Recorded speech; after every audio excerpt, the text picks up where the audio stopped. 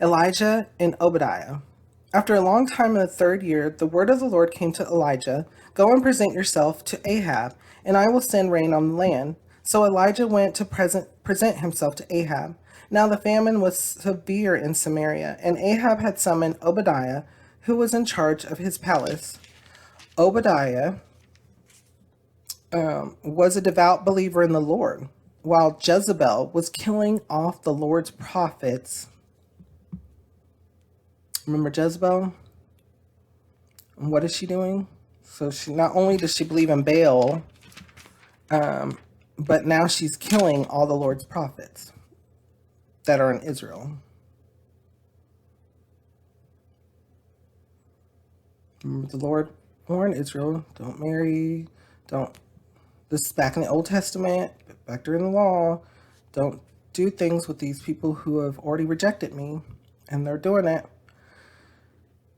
Obadiah had, back during the law, during the Old Testament, now we have a new covenant, so we'll talk about that later.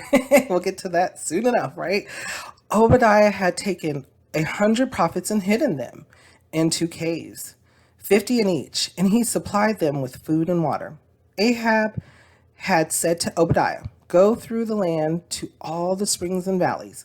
Maybe we can find some grass to keep the horses and mules alive so we will not have to kill any of our animals.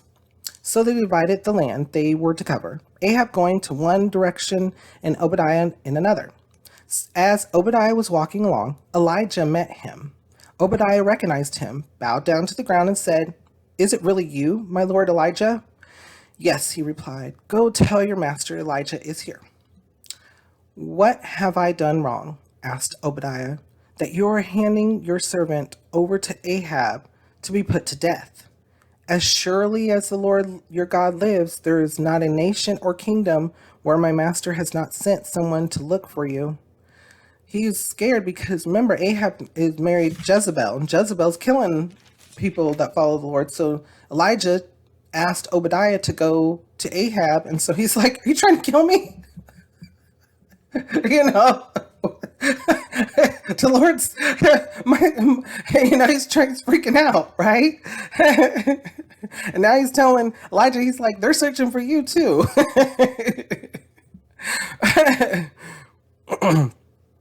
And so let's continue to read. And whenever, I believe that's what he's telling them. I think he's saying, please correct me if I'm wrong.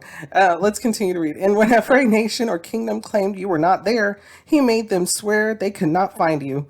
But now you tell me to go to my master and say, Elijah is here? I don't know where the Spirit of the Lord may carry you when I leave you. If I go and tell Ahab and he doesn't find you, he will kill me. Yet I, your servant, have worshipped the Lord since my youth. Haven't you heard, my Lord, what I did while Jezebel was killing the prophets of the Lord? I hid 100 of the Lord's prophets in 2 caves, 50 in each, and supplied them with food and water. And now you tell me to go to my master and say, Elijah is here.